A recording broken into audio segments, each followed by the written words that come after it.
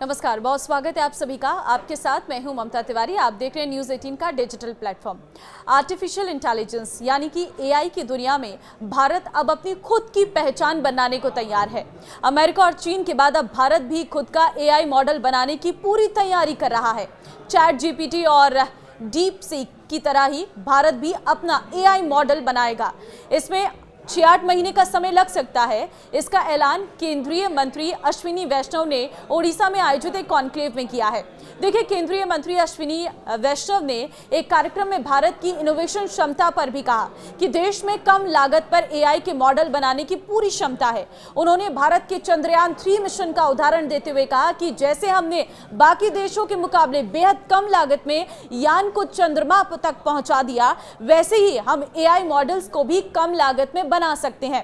वैष्णव का कहना था कि भारत के युवा उद्यमी, स्टार्टअप और शोधकर्ता लागत को कम करने पर ध्यान केंद्रित कर रहे हैं और इसी दिशा में एआई के विकास में भी बड़ा योगदान देने की क्षमता रखते हैं।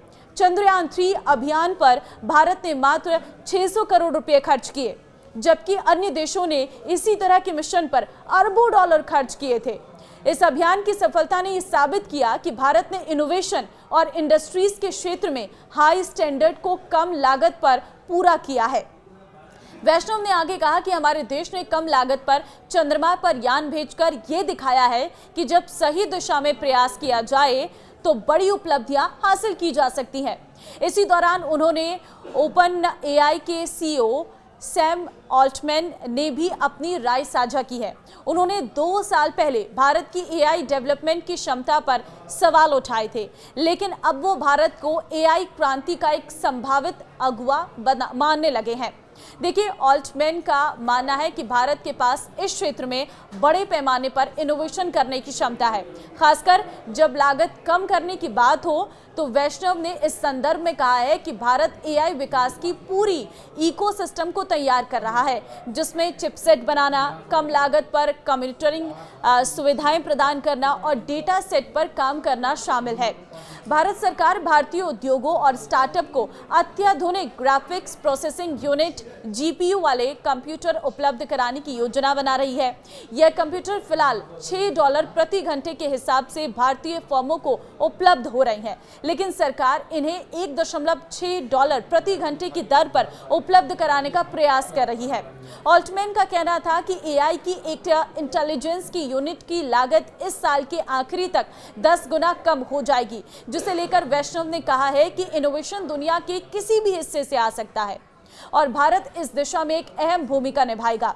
चैट जीपीटी टूल बनाने वाली कंपनी ओपन एआई के संस्थापक ऑल्टमैन ने 2 साल पहले कम लागत वाले आधारभूत मॉडल के विकास की भारत की क्षमता पर सवाल उठाए थे, लेकिन अब ऑल्टमैन का नजरिया बदल गया है भारत के लिए और वो भारत को एआई क्रांति में एक संभावित अगुवा के रूप में देखने लगे हैं।